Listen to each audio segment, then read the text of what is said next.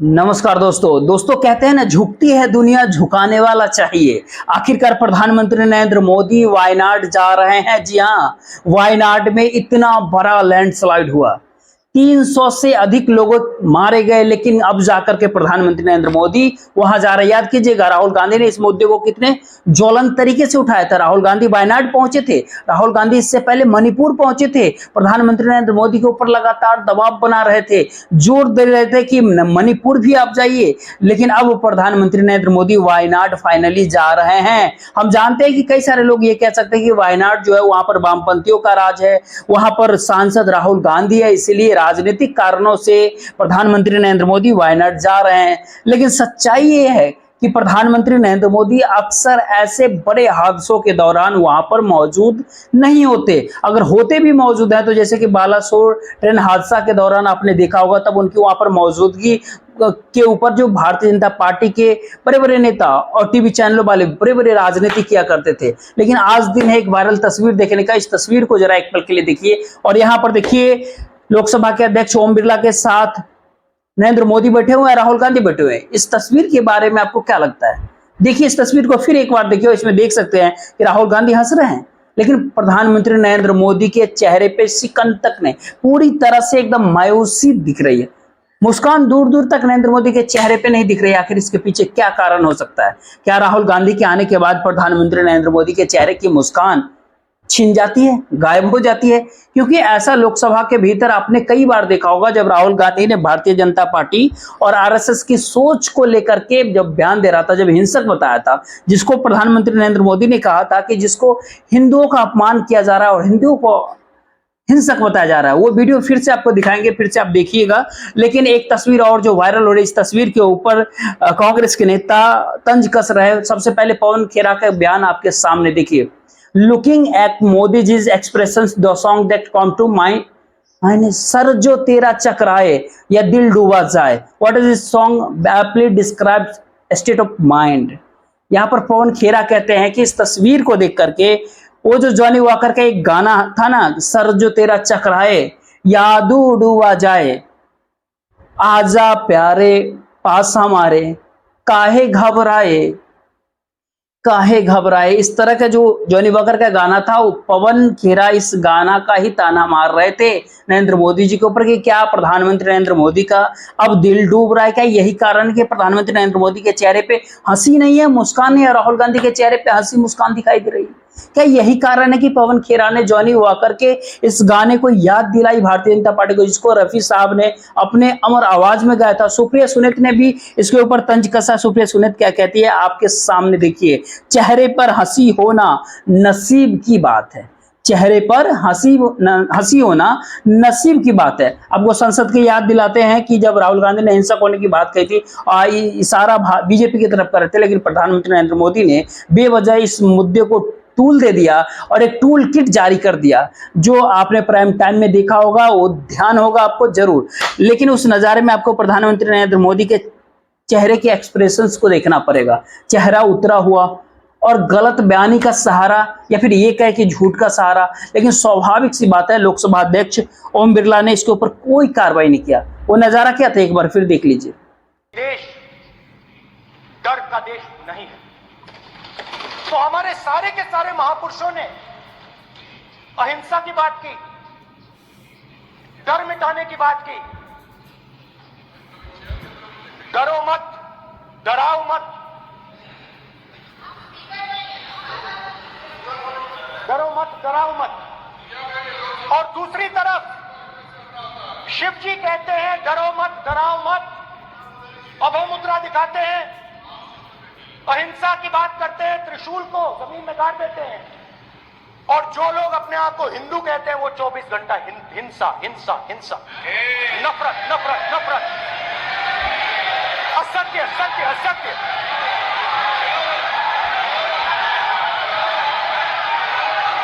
आप हिंदू हो ही नहीं।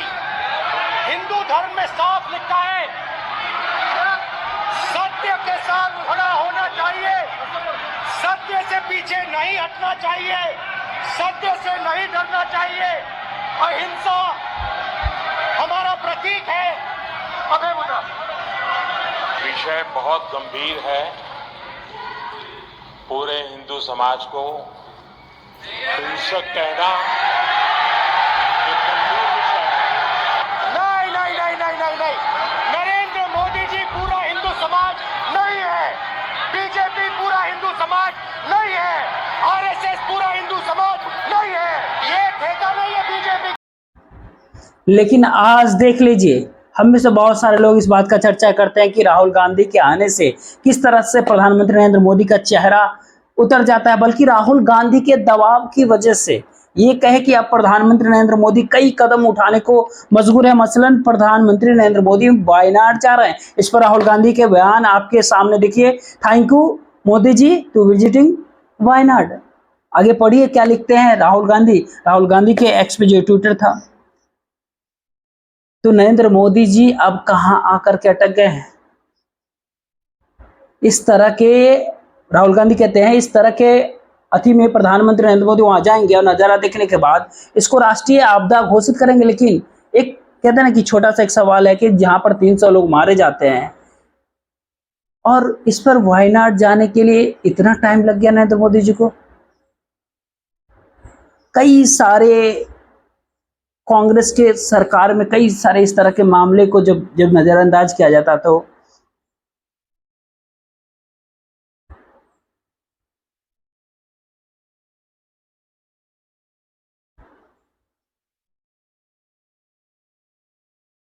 जाहिर सी बात है ये सारी चीजें लोगों को जानकारी है, इसलिए बहुत जरूरी है इसको राष्ट्रीय आपदा के तौर पर घोषित किया जाना चाहिए।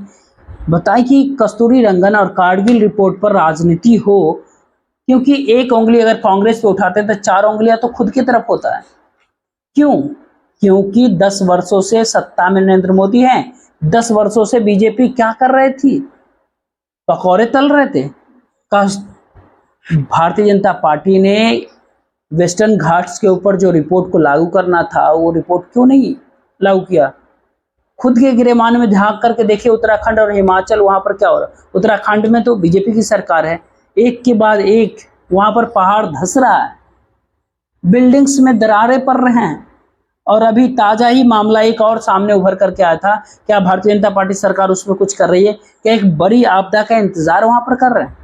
जो दूसरे पर उंगली उठाने के बजाय पहले अपने तरफ झांक करके देख लेना चाहिए बीजेपी को। एक और वीडियो आपको दिखाना चाहते हैं।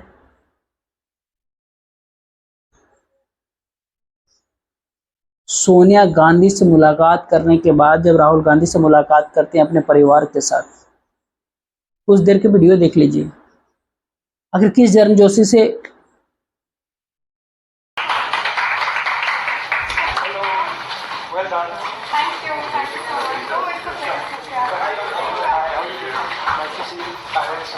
नमस्कार।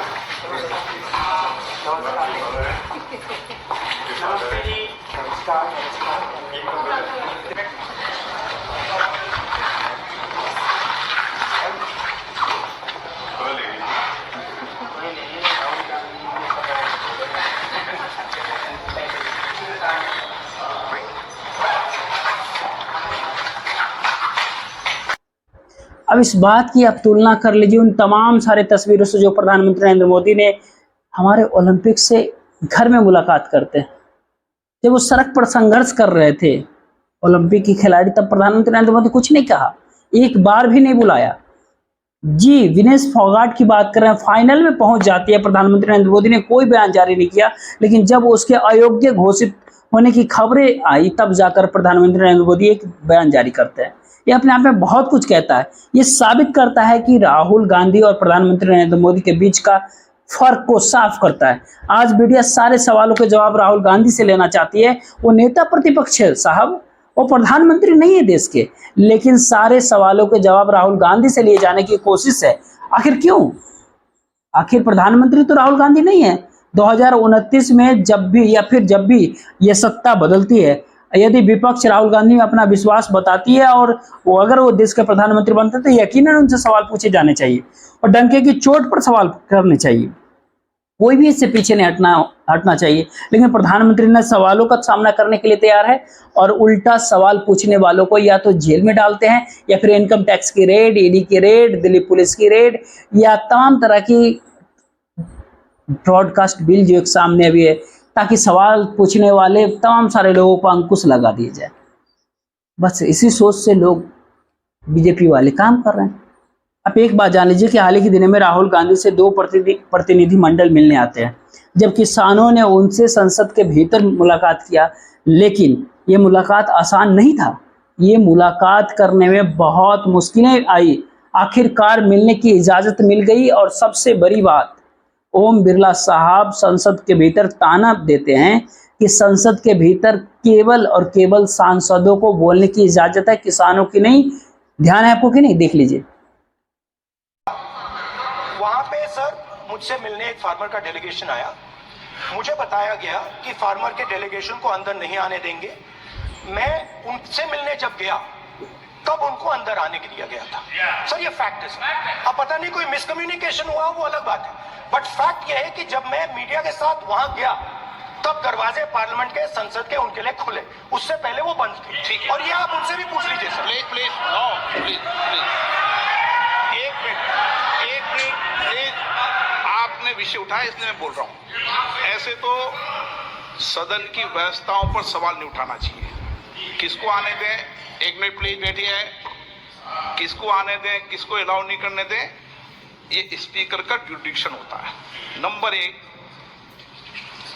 जब ये सूचना आई आप मिले, उनसे अंदर मिले, लेकिन उसमें एक सदन की मर्यादा का उल्लंघन हुआ कि कभी भी सदन में माननीय सदस्य के अलावा दूसरा कोई व्यक्ति बाइट नहीं दे सकता।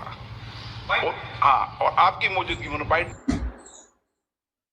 ये बात अलग है कि लोकसभा के अध्यक्ष हैं ओम बिरला साहब भूल गए कि उन्हीं की इजाज़त से तमाम सारे अभिनेत्री आई थी, तमन्ना भाटिया, तमाम सारे इन्फ्लुएंसर, तमाम सारे लोग आए थे, दिव्या दत्ता आई, तमाम सारे लोग संसद के भीतर आए थे। उन्होंने कहा था, लेकिन तब उन्होंने कुछ तो कहा नहीं। और इस बात की चर्चा आज क्यों कर रहे हैं कि आपको पता है कि मछुआरे राहुल गांधी से मिलने पहुंचते हैं, लेकिन मछुआरों को प्रवेश की अनुमति नहीं मिलती है। गरीब मछुआरों को प्रवेश की अनुमति नहीं मिलती। नतीजा, राहुल गांधी को उनसे मिलने के लिए रिसेप्शन पर जाना पड़ता है। फिर से एक बात आपको कहते हैं, फिर से एक सवाल करना चाहता हूं लोकसभा अध्यक्ष से कि आखिरकार आप इजाजत दे सकते हैं फिल्मी एक्ट्रेसेस को, इसमें कोई गलत बात नहीं। वो क्यों आई थी? अपने फिल्म के प्रमोशन के लिए। सीधा और सरल सवाल है आपसे कि देश के किसान जब राहुल गांधी से मिलते हैं तो फिर आपको इतनी तकलीफें क्यों होती है? मछुआरों को अंदर घुसने क्यों नहीं दिया जाता संसद के भीतर? क्या यहाँ पर दोष मछुआरों का है, किसानों का है?